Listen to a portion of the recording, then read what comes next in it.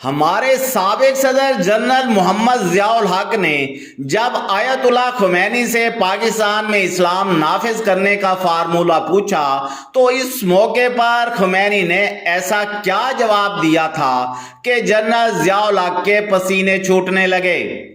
Khomeini کے عراقی صدر صدام حسین سے کیا اختلافات تھے اور وہ انہیں پاگل کیوں کہا کرتے تھے؟ سید آیت اللہ خمینی کا بھارت سے ایسا کیا ناتا تھا کہ وہ اپنے نام کے ساتھ ہندی لکھا کرتے؟ 6 ماہ کی عمر میں یتیم ہو جانے والے آیت اللہ کا بچپن کس قدر افلاس میں گزرا؟ آیت اللہ خمینی کتنے سالوں تک ملک بدر رہے اور انہوں نے ایران کے طاقتور حکمران رضا شاہ بہلوی کی شہنشاہیت کا خاتمہ کیسے کیا؟ تو دوستو، آج کی ویڈیو میں انقلاب ایران کے بانی اور سپریم لیڈر سید آیت اللہ خمینی الموسوی کی زندگی سے متعلق 25 دلچسپ فیکٹس آپ تک شیئر کیے جائیں گے۔ آپ دیکھ رہے ہیں اردو الرٹس اور میں ہوں ڈاکٹر عرفان عزیز۔ میرے انسٹا اکاؤنٹ کا لنک آپ کو ڈسکرپشن میں مل جائے گا۔ So let's begin. نمبر 1، آیت اللہ خمینی اپنے ہم اثر عراقی صدر صدام حسین کو پاگل کہا کرتے تھے۔ ان کے مطابق صدام نے عراقی عوام کے ساتھ وہی کیا ہے جو رضا شاہ پہلوی نے ایران کے مسلمانوں کے ساتھ کیا تھا۔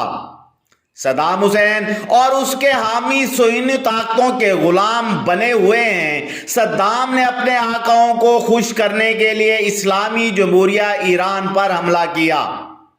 واضح رہے کہ خمینی کچھ عرصے تک عراق میں جلا وطنی کاٹتے رہے اور یہاں سے صدام حسین نے انہیں نکلنے پر مجبور کیا تھا۔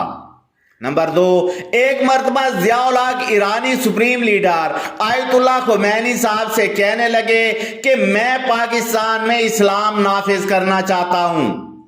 خمینی نے پوچھا، ضیاء الحق پاکستان کا رقبہ کتنا ہے؟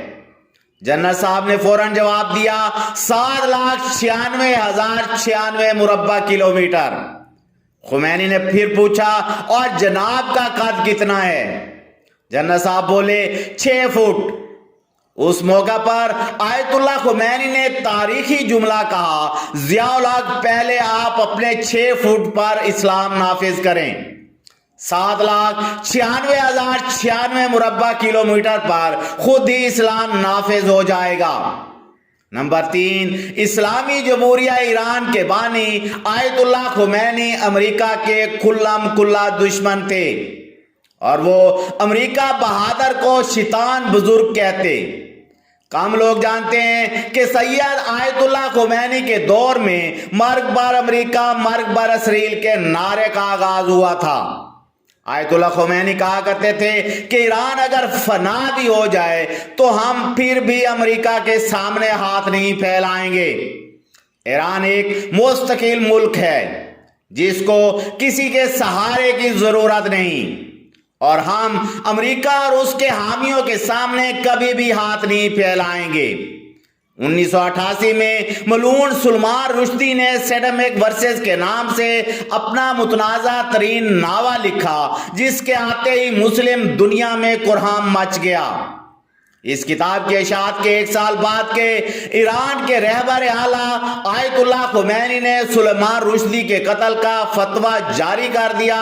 انہوں نے اس کے علاوہ ملعون مصنف کے سر پر کروڑوں ڈالرز انعام کا اعلان بھی کیا۔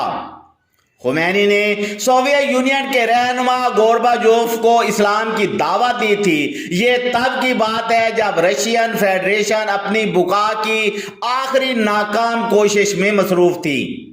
ایسے میں ایرانی سپریم لیڈر آیت اللہ خمینی نے اپنے خط کے ذریعے میخائیل گورباچوف کو مطالعہ اسلام اور قبول اسلام کی دعوت دی، جو اس دور میں اخباروں اور اداریوں میں بہت زیادہ ڈسکس کیا گیا۔ سید آیت اللہ خمینی آج سے 118 برس قبل 23 ستمبر 1902 کے روز ایرانی دارالحکومت تہران سے تقریباً 2 میل دور خمین کے علاقے میں ایک مڈل کلاس فیملی میں سید مصطفیٰ موسوی کے گھر پیدا ہوئے۔ یہی بچہ تاریخ کے اوراق میں آیت اللہ سید روح اللہ موسوی خمینی کے نام سے امر ہوا۔ کم لوگ جانتے ہیں کہ آیت اللہ خمینی کے آباء و اجداد نشاپور سے تعلق رکھتے تھے، لیکن وہ بعد میں ہندوستان آ گئے اور یہاں اود پردے ریاست میں رہنے لگے۔ خمینی کے پردادا سید احمد موسوی لکھنؤ شہر کے مضافاتی علاقے میں رہا کرتے تھے، لیکن پھر 1857 کی جنگ آزادی سے پہلے وہ ہندوستان کو ہمیشہ کے لیے چھوڑ کر ایران کے علاقے خمین آباد ہو گئے۔ سید روح اللہ کی عمر 6 ماہ بھی نہیں تھی کہ ان کی والد کو کسی تنازع میں قتل کر دیا گیا۔ روح اللہ خمینی ابھی 16 برس کے ہوئے تھے کہ ان کی والدہ بھی چل بسی۔ تب سے ان کی تعلیم و تربیت کی ذمہ داری ننیحال نے اٹھائی۔ روح اللہ خمینی کے آباء و اجداد چونکہ ایک طویل عرصے تک ہندوستان میں رہے، یہی وجہ ہے کہ انہوں نے اپنی شاعری میں کئی جگہ پر اپنا تخلص ہندی لکھا ہے۔ خمینی نے اپنی تعلیم ایران اور عراق کے دینی مدارس میں حاصل کی۔ تعلیم سے فراغت کے بعد انہوں نے کم شہر ہی کے مدارس میں پڑھانا شروع کر دیا، جبکہ وہ کچھ عرصے تک عراق کے مقدس شہر نجف میں بطور مدرس اپنی خدمات دیتے رہے۔ سید روح اللہ خمینی جن دنوں ایران میں بطور مدرس اپنی خدمات دے رہے تھے، رضا شاہ پہلوی ملک کا حکمران تھا۔ کم لوگ جانتے ہیں کہ آج کے ایران اور رضا شاہ پہلوی کے دور کے ایران میں زمین و آسمان کا فرق تھا۔ 70 کے دہائی کے آخر تک ایسا لگتا تھا کہ ایران شاہی یورپ کا حصہ ہے۔ یہاں اسلامی روایات ختم ہو چکی تھیں، خواتین کے حجاب پہننے پر پابندی تھی، تہران میں عوامی مقامات پر لڑکیاں سیکرٹس اور کم لباس میں نظر آتی، نائٹ کلب، جوئے اور شراب خانے بلا روک ٹوک چل رہے تھے۔ یہ سب کچھ دیکھ کر سید روح اللہ خمینی بھلا کیسے خاموش رہ سکتے تھے؟ شاہ و ایران کی پالیسیوں پر تنقید کرنا اور ایرانی شہنشاہیت کو لڑکانا خمینی کا جرم تھا۔ اس جرم کی پاداش میں خمینی کو گرفتار کر لیا گیا اور انہیں 15 سالوں تک جلا وطن ہونا پڑا۔ رضا شاہ پہلوی کے خلاف ایک مظاہرے میں سید روح اللہ خمینی کے یہ الفاظ آج بھی آن ریکارڈ ہیں: میرا دل درد سے پھٹا جا رہا ہے، میں اتنا مغموم ہوں کہ اب تو بس موت کے دن گن رہا ہوں۔ رضا شاہ پہلوی نے ایران کی عزت و ناموس خاک میں ملا دی اور اس نے ہماری قوم کا سودا کر لیا ہے۔ اس قانون سے ایران کی غیرت مند عوام کا درجہ امریکی کتوں سے بھی کم ہو گیا ہے۔ نجف، قم، مشہد، تہران اور شیراز کے لوگوں، میں تمہیں خبردار کرتا ہوں کہ ایسی غلامی نہ قبول کرو، کیا ہمیں بیچ ڈالا جائے اور ہم اس پر احتجاج بھی نہ کر سکیں۔ خمینی نے اپنا جلا وطنی کے 15 برس عراق، شام، ترکی اور فرانس میں گزارے۔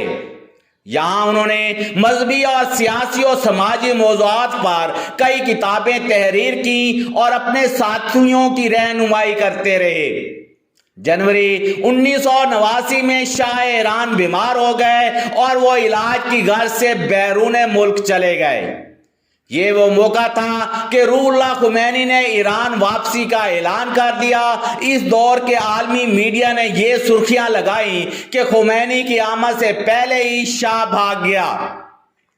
1 فروری 1989 کے روز جب روح اللہ خمینی نے کئی برس کی جلاوطنی کے بعد ایران کی سرزمین پر قدم رکھا تو تہران کے ایئرپورٹ پر لاکھوں ایرانی ان کے استقبال کے لیے موجود تھے۔